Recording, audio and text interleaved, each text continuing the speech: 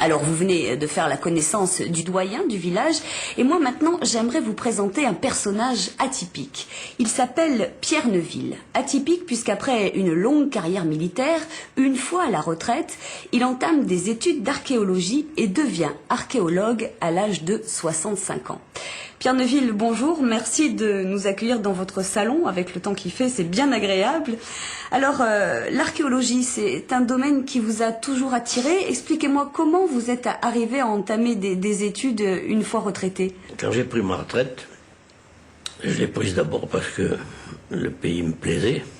Il faut dire que j'y avais aussi des attaches. Parce que pendant la guerre, j'ai connu beaucoup d'anciens, enfin, de camarades corse, puisque j'ai fait la guerre, j'ai fait la libération avec le bataillon de choc. Ah oui, c'est pas rien. J'ai énormément beaucoup de camarades. Donc j'avais une certaine attirance pour cette île. Et pendant les 10 ans que j'avais passé en activité, avant de prendre ma retraite, j'avais eu l'occasion de sortir pas mal. Avec le régiment d'abord, puis ensuite avec la société mycologique, que j'ai d'ailleurs eu l'honneur de présider pendant 5 ans. Et l'archéologie, comment c'est venu ? C'est comme ça que j'ai découvert la Corse, c'est pour ça qu'elle m'a plu, et que j'ai commencé à m'intéresser à son histoire. Jusqu'à aller à l'université. Jusqu'à faire la connaissance de M.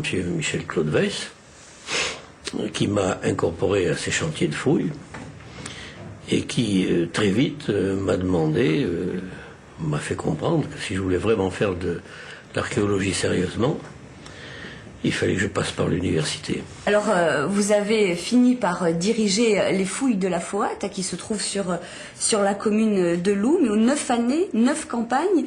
Qu'est-ce que vous avez découvert ? Eh bien, là, nous avons mis au jour les ruines d'un village préhistorique qui est attribuable au néolithique, qui n'est pas encore daté avec toute la précision voulue, mais qu'on peut déjà considérer comme appartenant au néolithique moyen, voire néolithique final.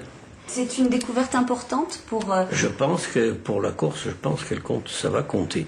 Avec le temps, je crois qu'on finira par s'y intéresser sérieusement. Il a été recensé dès 1984, 88 même, lorsque M. Michel-Claude Weiss a édité son ouvrage sur la Balagne. Et donc... il a été repris en 97 sur la demande de Michel-Claude Weiss d'ailleurs. Alors, puisque vous parlez de Michel-Claude Weiss, il chapeaute le centre de recherche corse.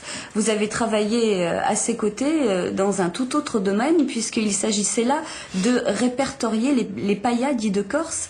Finalement, c'est un habitat qui pose plus de questions qu'il n'y paraît. En étudiant tous ces habitats qui sont isolés, dispersés dans la nature, on a quand même une idée de ce que pouvait être la Corse il y a 2 ou 3 siècles, voire même plus. Combien vous avez répertorié de paillades dans la région balanine ? Pour ce qui concerne la Balagne, entre le col de Salvi et Sant'Ambrogio, par exemple, sur le plateau, là, j'ai recensé avec mon épouse quelques 108 constructions plus ou moins ruinées, plus ou moins en bon état, mais qui ont toutes été habitées à une certaine époque. Alors c'est un habitat qui révèle beaucoup de choses sur la civilisation corse ? D'abord pour les modes de vie, puisqu'il y a certaines cabanes, certains paillets, comme on les appelle maintenant, qui étaient spécialisés, comment dirais-je, qui étaient occupés par des bergers, soit chevriers, soit moutonniers, si je puis dire, et d'autres qui étaient utilisés par de simples manouvriers, par de simples paysans qui cultivaient des parcelles de terrain ici ou là. Est-ce que, selon les endroits, les paillades y sont différents ? Est-ce qu'ils peuvent être carrés, rectangulaires, avoir différentes formes de toit ?